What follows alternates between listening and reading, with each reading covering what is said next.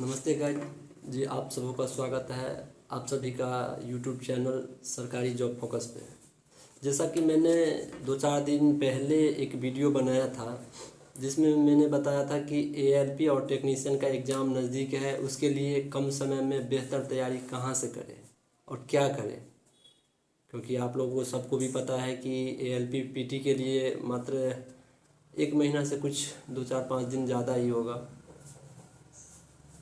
तो उस सिलसिले में मैंने कुछ नोट्स के तौर पे आप लोगों का कुछ साझा करने वाला हूँ, जो मेरा एक्सपीरियंस जहाँ तक रहा है कि आप लोग जितना अच्छा से अच्छा बेहतर कर पाए एग्ज़ाम में। क्योंकि एएलपी और टेक्नीशियन में 3 विषय की महत्वपूर्ण भूमिका होती है, साइंस, मैथ और रीजनिंग। तो साइंस कहाँ से पढ़े, साइंस को कैसे बेहतर करें। सब विद्यार्थी का यही रहता है कि मैथ और रीजनिंग तो स्कोरिंग सब्जेक्ट है, उसमें सब अच्छा से अच्छा कर लेते हैं, लेकिन साइंस को कैसे बेहतर करें।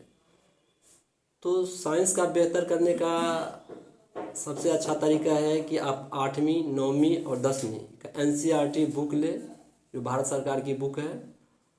उसमें ज़्यादा बर्डन लेने की कोई ज़रूरत है नहीं, क्योंकि 8वीं 9वीं 10वीं में 10-10 8-10 चैप्टर करके ही है, जो ज़्यादा नहीं है। किसी प्रकाशन से आप पढ़िएगा वो बहुत मोटा मोटा बुक हो जाता है, और एनसीईआरटी के बहुत पतला बुक है, तो आपको पढ़ने में भी दिलचस्पी लगेगा। रोज़ एक चैप्टर को आप डेली रिवाइज कीजिए। और रही मैथ की बात, मैथ के लिए आप भी से ही एक चैप्टर रोज़ आप रिवीजन कीजिए। वैसे ही रीजनिंग का भी एक चैप्टर रोज़ रिवीजन कीजिए। और एडवांस मैथ की क्वेश्चन एएलपी टेक्नीशियन में मेरे ख्याल से, जैसा कि मैंने प्रीवियस में देखा, बहुत कम आता है। 2 से 3 क्वेश्चन 4 क्वेश्चन आता है। उसके लिए उतना बर्डन नहीं लेना है। उसके लिए त्रिकोणमिति का देख ले, 1-2 क्वेश्चन आता है वहाँ से। अलजेब्रा का 1-2 क्वेश्चन आता है, वो देख ले। हाँ, रीजनिंग में ब्लड रिलेशन का भी क्वेश्चन आता है, तो उस सबको देख ले।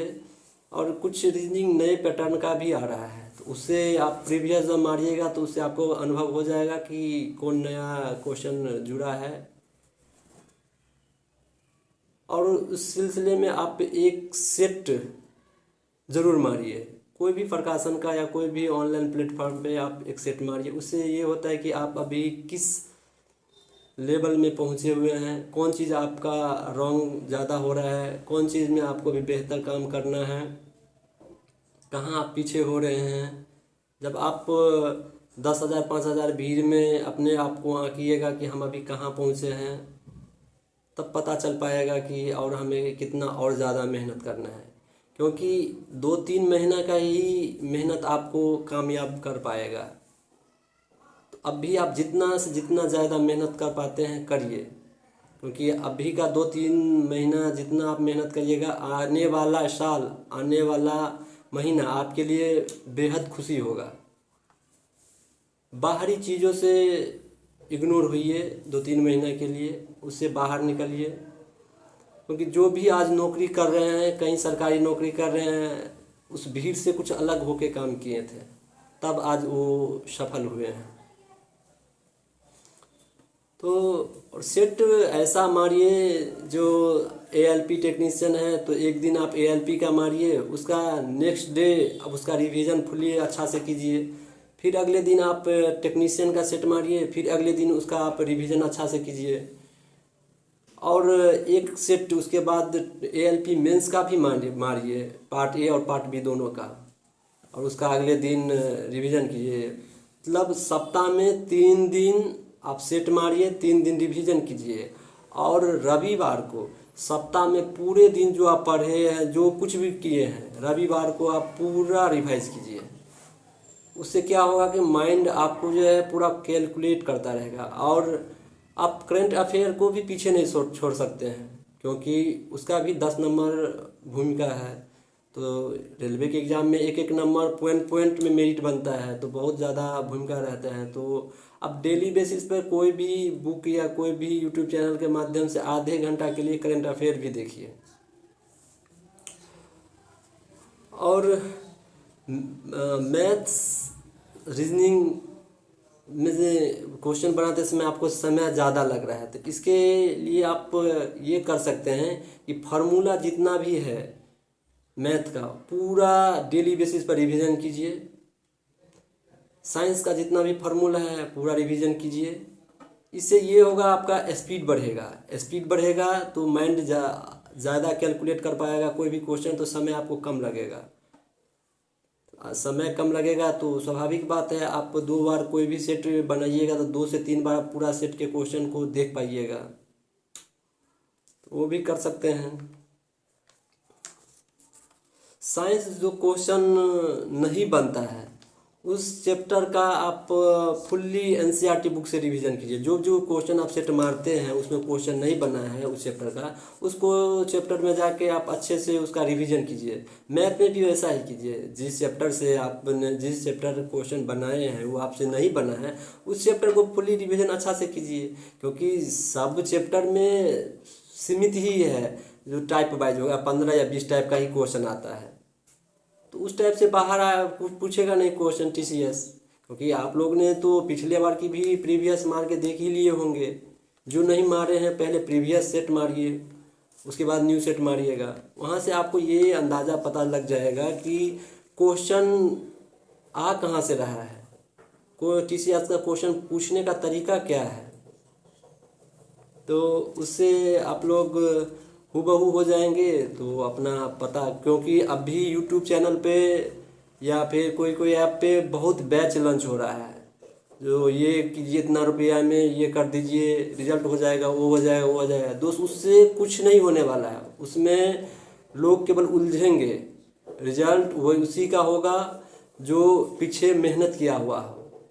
ऐसा थोड़ी है जो आप कभी क्रिकेट खेले ही नहीं है सीधे ग्राउंड पे आ जाएंगे और शतक मार देंगे, ऐसा नहीं है। उसके लिए एक दिन शतक मारने के लिए पिछले कई सालों का मेहनत उसे मैदान पर शतक मारने के लिए प्रेरित करता है। एग्ज़ाम भी ठीक वैसा ही होता है, जैसे आपने पीछे जितना अच्छा मेहनत किए होंगे वैसा परफॉर्मेंस आप एग्ज़ाम में भी कर पाएंगे। ठीक है, मैंने बोला ही था कि करंट अफेयर का 30 मिनट का डेली देखिए, उसे रिवीजन कीजिए। आप करंट अफेयर में 10 में 5 भी कर लेते हैं तो बहुत अच्छा बात है, क्योंकि समय कम है। आप बोलिएगा करंट अफेयर क्या क्या पढ़े, तो दोस्त करंट अफेयर का कुछ पढ़ना वैसा नहीं है, क्योंकि आप पीछे जो देखिएगा टीसीएस क्वेश्चन पूछने का तरीका है कि वो खेल से एक क्वेश्चन पूछता है, तो खेल वाला पोर्शन को देख लीजिए। कौन किसका नियुक्ति कहाँ हुआ है, क्या सम्मेलन कहाँ हुआ है, ये सबसे भी एक क्वेश्चन रहता है, इसको भी आप देखें। जो जो आपको लगता है कि ये हाईलाइटेड चैप्टर टीसीएस ने पूछा है पीछे, तो प्रीवियस से अनुभव हो जाता है, उस चैप्टर को आप करंट अफेयर में ऐड कर सकते हैं, क्योंकि करंट अफेयर के लिए आपको ज़्यादा समय है नहीं जो आप पूरा पढ़ पाइएगा। तो और पूरा 10 करने के कोशिश में रहिएगा तो फिर मैथ रीजनिंग साइंस का सिलेबस जो है वो आपको ख़राब चला जाएगा। इसलिए आप 10 में 10 करने का चक्कर में नहीं रहिए।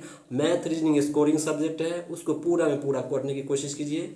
साइंस को भी स्कोरिंग सब्जेक्ट है, वो उसको भी आप पूरा में पूरा करने का कोशिश करें। और करंट अफेयर जितना बेहतर से बेहतर आप कर पाते उसका भी करें। और रही बात new vacancy railway group D 2026, वो भी 22,000 के समथिंग आने ही वाले हैं। तो आप लोग सोचिएगा कि उसके लिए ज़्यादा समय मिल पाएगा, वैसा दोस्त इस बार नहीं होने वाला है, क्योंकि आपने देखा है कि एएलपी, टेक्नीशियन, जेई सब का एग्ज़ाम 15 से 20 दिन के गैप में आ रहा है। तो ग्रुप डी के लिए जो न्यू तैयारी कर रहे हैं, चाहे एनटीपीसी का भी कर रहे हैं या फॉर्म एनटीपीसी का भरे हुए हैं, उनको भी ज़्यादा समय नहीं मिल पाएगा। ये हम आपको कह रहे हैं कि जैसा टीसीएस एग्ज़ाम लेने का जो अभी सिलसिला जारी रखा है वो ज़्यादा समय नहीं देने वाला है, इसलिए आप लोग भी पूरा रिवीजन में रहिए। ये मत सोचिए कि इस बार अभी फॉर्म भर रहे हैं तो 2028 में एग्ज़ाम होगा, 27 में एग्ज़ाम होगा, वैसा नहीं होगा दोस्त। बहुत जल्दी एग्ज़ाम ले लेगा, क्योंकि टीसीएस पूरा एकदम ट्रैकिंग मोड में है अभी एग्ज़ाम लेने के लिए। और मैंने पहले ही बोला कि आप एएलपी मेंस का भी एक सेट रोज़ मारिए, इसलिए बोले हैं क्योंकि एएलपी पीटी एग्ज़ाम होने के बाद ज़्यादा गैप आपको मिलेगा नहीं।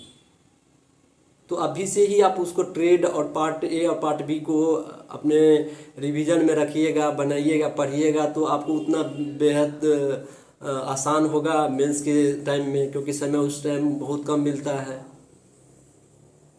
और रही बात, जो सब चीज़ का एक ही निचोड़ है दोस्त, जितना ज़्यादा से ज़्यादा आप रिवीजन कर पाते हैं उतना आप सक्सेस के करीब जा रहे हैं। रिवीजन जितना अधिक करना चाहते हैं करिए, अपने आप को इम्प्रूव कीजिए, वही आपको एकमात्र उपाय है जो आपको नौकरी के नज़दीक लेके जाएगा दोस्त। बस यही, और जो कुछ भी आप लोग हमसे पूछना चाहते हैं वो आप कमेंट्स में कर सकते हैं। मैं भी एक अभी भी विद्यार्थी के तौर पे हूँ, मैं भी अभी तैयारी ही कर रहा हूँ। वैसे मैं रेलवे टेक्नीशियन में भी सेलेक्टेड हूँ, लेकिन मैं भी दूसरे एग्ज़ाम के लिए अभी भी तैयारी कर रहा हूँ। तो मैं अपना एक्सपीरियंस सब कुछ इसी तरीक़ा से कर रहा हूँ, इसलिए आप लोगों को भी साझा किए हैं।